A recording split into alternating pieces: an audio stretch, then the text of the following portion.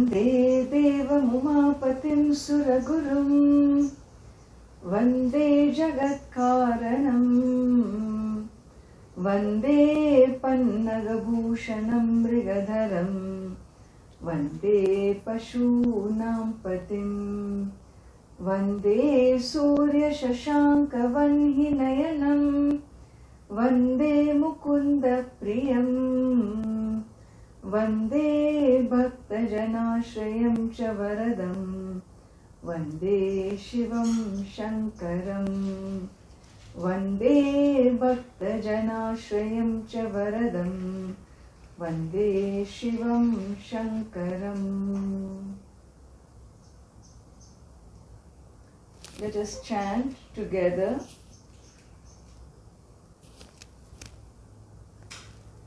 शम्भो महादेव देव शिव शम्भो महादेव देवेश शम्भो शम्भो महादेव देव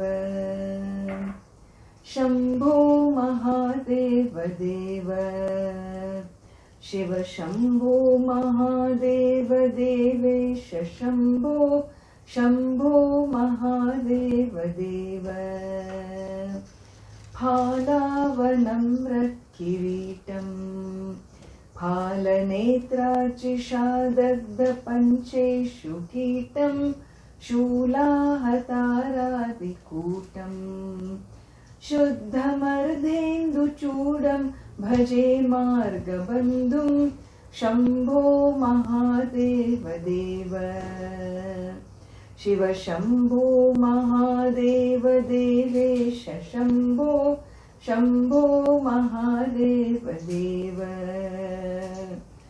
अङ्गे विराजत् भुजङ्गम् अभ्रगङ्गातरङ्गाभिरामोत्तमाङ्गम् ओङ्कारवाटीकुरङ्गम् सिद्धसंसेविताङ्घ्रिं भजे मार्गबन्धुं शम्भो महादेव देव शिव शम्भो महादेव देवेश शम्भो शम्भो महादेव देव. Verse 3. नित्यं चिदानन्दरूपम् नित्यं चिदानन्दरूपम् निह्नुताशेषलोकेश वैरिप्रतापम् निह्नुताशेषलोकेश वैरिप्रतापम् नित्यं चिदानन्दरूपम् निह्नुताशेषलोकेश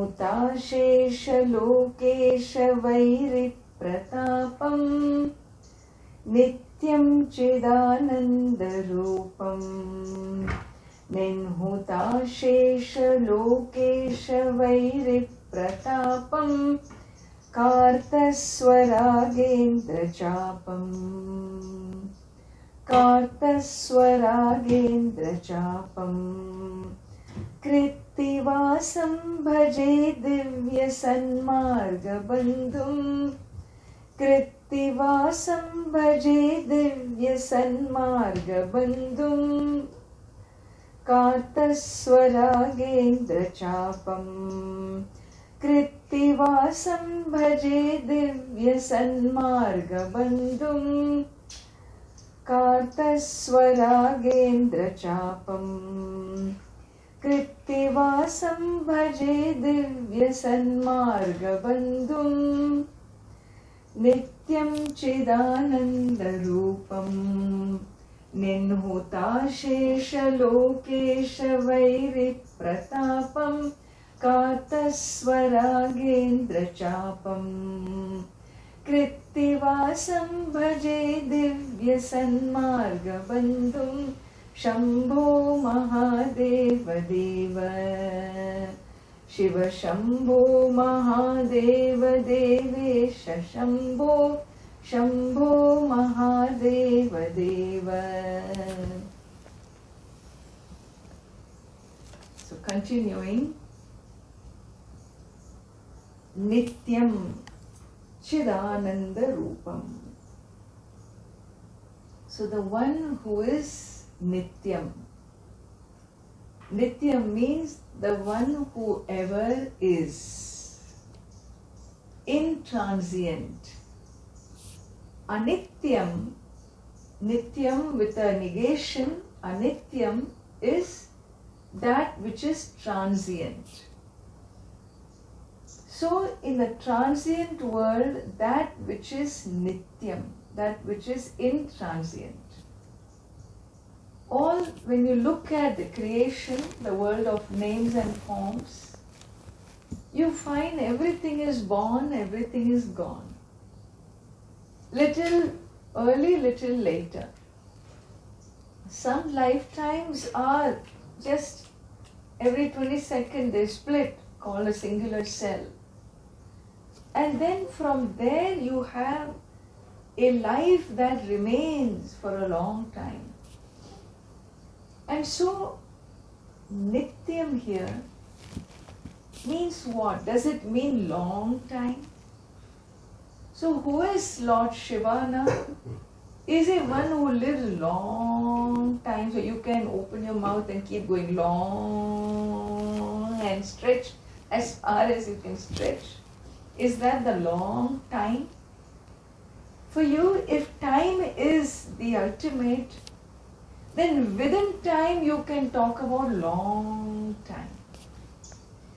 But when the Lord, when time itself is in the hands of the divine, when time itself is in the hands of the divine, when he is above time, when he is kala atitaha, kala atitaha, when he is beyond time, bigger than time, when time cannot hold him within its clasp, like time holds us, our birth, our death, anything that is born is in the clutches of time because it will be gone. All that is born is in the hands of time. Who is the Lord? Who is the divine being? He is one who wields time, one who holds time in his hands. That is why when you look at the form of Lord Nataraja, in that form is depicted 4 hands. 2 hands, one hand is a hand of holding a destruction, fire. One hand has drum. Drum represents sound. Sound represents coming into being, creation. And therefore, both creation and destruction is held by whom? By the sustainer of this creation. He creates, he holds, and he destroys. All 3 is done by that single omniscience, and that being is called Nityam. He is free from time. He is above time. He holds time in his hands. And really, if you look at this world, is there anything that you can say is free of time? Every name, every form is born and gone. If there is one thing that is free of time, the greatest secret, the royal secret, the king of all secrets of this universe, is one amazing truth that the Upanishads reveal. And it says, to see the transient nature of time. Who can see the transient nature of time? The one who is not transient. The one that ever is. And the one which ever is alone can see that which comes and goes. Who is that? Where is that whichever is. And the Upanishads give us an amazing statement and says that Nityam, that eternal being which is free from time, understand, is the observer of time. Who is the observer of time? The one who precedes time. Who precedes time? That which precedes time is that which you call as you. That which precedes time is that which is the observer of time. Who is the observer of time? The observer of time is a conscious being. Only a conscious being can observe time, cognize time, and that conscious being is that whose essential nature is consciousness. And that consciousness is that which you call by the word I. That is the same I, the consciousness, which is the observer, which is the holder of time in the entire creation. The flow of time in the creation is held by a conscious being. Well, the consciousness in this little body is included in that cosmic consciousness. And therefore that omniscient being is Lord Shiva, and he is the one who lives here too in our own hearts as what we call the higher self. There's no higher, lower, there's only one self. That consciousness, that omniscience.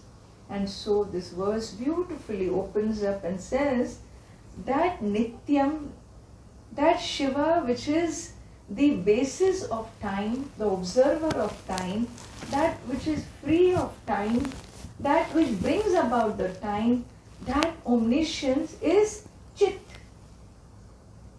Chit means is consciousness. All that is here that reflects consciousness, that which reflects consciousness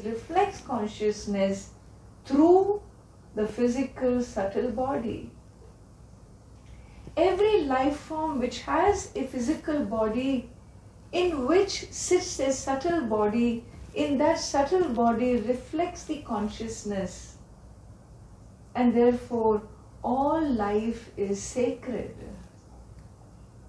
All life is sacred because every life which is an observer, it is a programmed observer. It does not know itself as an observer.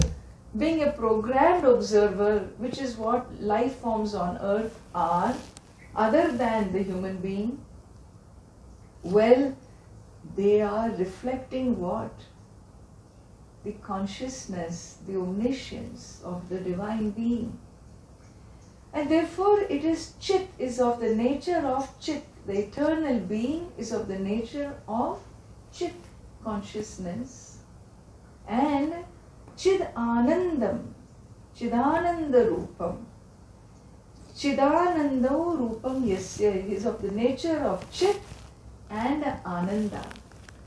Ananda means Ananta. The Chit is not constrained or confined just within a body. That consciousness, even though unseen to you, it is that which holds the intelligence of the universe. It is that consciousness that holds the knowledge of the universe. All that you can relate to here as different disciplines of knowledge, whether you call it botany, geology, geography, physics, chemistry, call it whatever you want. All these knowledge disciplines are what? They are knowledge of the universe. Where are they held? They are not held in a dead object. They are not held in a table. They are held in a conscious being. Where is that conscious being? The conscious being is where the knowledge is. Where is the knowledge? The knowledge is reflected in this world. And therefore, where is the conscious being? The conscious being is here. In this world, here and now. Every moment, the one who's talking is a conscious being. One who is listening is a conscious being. All that is here is consciousness. And therefore it is anantam, anandam. It is fullness, is of the nature of fullness. The nature of the divine is a nature of fullness. It has no lack. Please understand, for us it may be just two words, Nityam, Chidananda Rupam, but in these two words sits the secret of the universe, the secret of the nature of the infinite being. We also chant, beautiful prayers are there, beautiful verses are there, we chant. We even sway. Chidananda Rupaha Shivoham Shivoham. I have seen my own students go into a absorption. Chidananda Rupaha Shivoham Shivoham. What does it mean? We don't know, but it makes us sway in absorption. But this is what it is. This Margabandhu, this great friend of my life journey, who is he? He is Nityam. He is Chit and he is Ananda Rupam. And not only that, Ninhutashesha Lokesha Vairi Pratapam. And therefore, Vairi Pratapam Ninhutam Yena. So, Ashesha Vairi Pratapam. So there is this one who destroys the pride of this Vairi, this enemy, enemy. Enemy of who? Lokeshasya. Of enemy, the Lord, God Indra, Lord Indra, the God of heavens. So he is the Lokesha. He had this enemy, one of the worst enemies he had to contend with, and that enemy was Ravana. He is a very tough enemy because, remember, in those days, even the demonic powers, the negative powers, demonic powers, they were also devotees. They were very clever. They moved very, very calculatively. They knew the highest power is with Lord Shiva and so on. And what they did? They knew their limited powers. So they would do penance to please the higher altar. And once the penance time came for fructification, they would ask for boons, their wishes to become immortal. And such was this demon king Ravana, who was a great devotee of Lord Shiva. And even though his intentions were bad, but his process was right. When you do karma called penance, then you will get the result of your penance. If you want wrong results, well, then you will also pay for your wrong results. You may hurt the other, but what you do to the world will come back to you. But these demonic souls who didn't think that damaging the world is wrong, they were so ambitious for their own overlordship. And Ravana was one such demonic king. And this verse says that he is one who destroyed the pride of Ravana. Destroyed the pride, because Ravana thought he could achieve whatever he wanted most should be with him. And he goes to Kailash to worship Lord Shiva, and he does big time penance there for hundreds of years. And then, pleased with Ravana's penance, Lord Shiva blesses him. And now it is time for him to come back to his kingdom, Lanka. And he decides, well, I have to go back, but if I can only carry Shiva with me, he will always be accessible and I don't have to come back to Himalayas. And therefore, he decides that he can lift the whole Kailash and take it back to Lanka.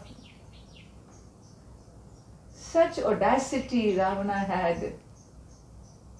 And when he tried to lift, Lord Shiva just pressed his toe down and Ravana gets crushed. And then he appeals, he calls again, please help. Another prayer, and the toe is lifted. Ravana is saved. So this pride, the pride that we think we are the doers, we will achieve, we will do. In the Kenopanishad also you find such stories, as I had mentioned to you before, where Agni Deva, the fire deity, and the wind deity, they think that their power is their own. And Lord Shiva comes in the form of a yaksha, a demigod, and presents a dry grass before Agni and says, burn this. And Agni Deva thought that's the biggest insult somebody can give him. Tell the god of fire to burn a dry twig. And anyway, seeing Yaksha, he obliges. But nothing happens to that darbha, that dry grass. That means the intention of the smaller devatas, smaller deities, mean nothing before, unless it's the will of the omniscient being. The lower in power can do nothing. And so this beautiful Kenopanishad story really goes on and on, describing how each deity, including Indra, the god of heavens, goes there to find out who is this yaksha that has come. And before he asks a question, that yaksha himself disappears. Does not even give god of heavens a chance to ask a question. He is humiliated. Well, it is true. Where the pride goes beyond measure, time has come for being humiliated. Unfortunately, in our current civilization, current times, human beings have been brought to their knees. We have been brought to their knees. I just saw a little clip somebody sent me, that to hug your own grandchild,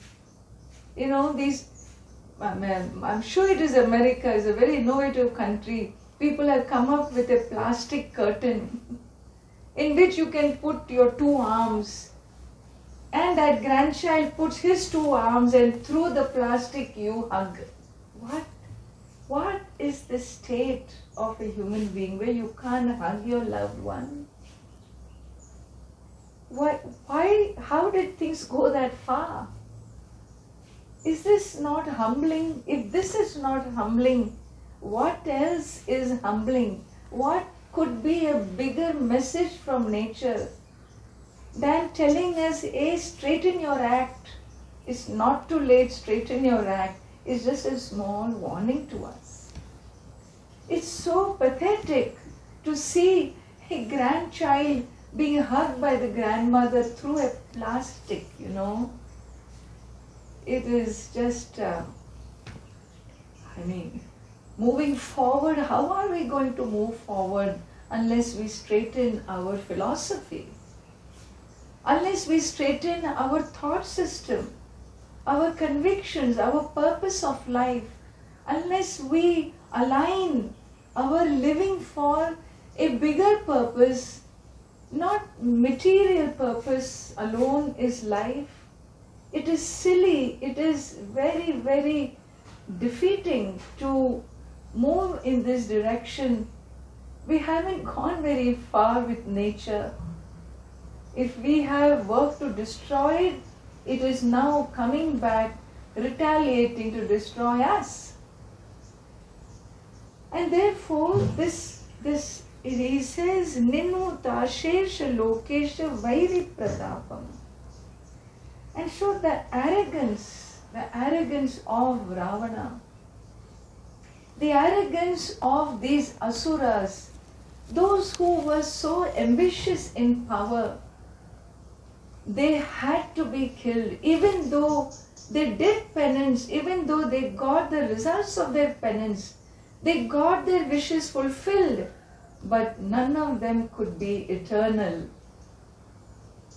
Why? Because their intentions were destructive. And so he says, another beautiful word here, Kartaswaragendra Chapam. So Kartaswaram Agendram Chapaha Yasya.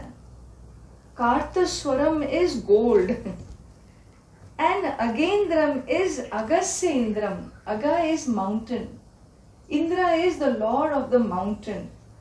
The lord of the mountain is Mount Meru.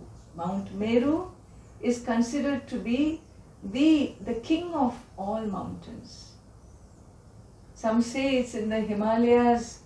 Some say it is a mythical mountain. But it is that energy, that space which even draws from the universe, from the cosmos, the cosmic rays onto the earth, brings it into the earth. It is considered to be the most sacred mountain. And therefore, Kartaswaram Agendram Chapaha. Chapa is bow. Yasya. So, who is this Margabandhu? He is one who held Mount Meru. This Mount Meru was held by Lord Shiva as a bow. And so you have seen one little beautiful picture I have sent you. And this is yet another beautiful story, very beautiful story of how Lord Shiva goes on this chariot, on this big chariot to kill this. There are 3 cities in the universe which are on the earth, in the skies, in the heavens. And these cities are occupied by demons. And these 3 cities built by Mayasura and occupied by the demons, the 3 sons of Tarakasura. And they are mobile cities. They keep moving, like the planets, celestial objects. They keep moving. And how Lord Shiva goes to destroy these 3 cities, Tripura. And when he goes in this chariot. An amazing description of how the sun and the moon become the wheels of the chariot. How the Mount Meru itself becomes the bow. And the bow string is Vasuki, the king serpent Vasuki, who is held by Lord Shiva on his neck, on his body. And Lord Vishnu becomes the arrow, the arrow. The tip of the arrow is the fire god Agni. The feathers at the bottom edge of the arrow is the wind god. Lord Brahma sits as the charioteer. amazing description. All the powers come together to aid Lord Shiva to destroy the celestial cities. And there is a lot of things in this beautiful story. Whether he really, Lord Shiva, needs such a big retinue to destroy Tripura, the 3 cities, or he can do it himself. We will look at the story tomorrow. And what we draw, the messages we draw for our own attitudes are beautifully given in Tripura Rahasya, in this Lord as Tripurantaka. We will look into this more tomorrow. Om Purnamadah Purnamidam Purnat Purnamudachyate Purnasya Purnamadaya Purnameva Vashishyate. Om Shanti Shanti Shanti. Harihi Om. Shri Gurubhyo Namaha. Harihi Om.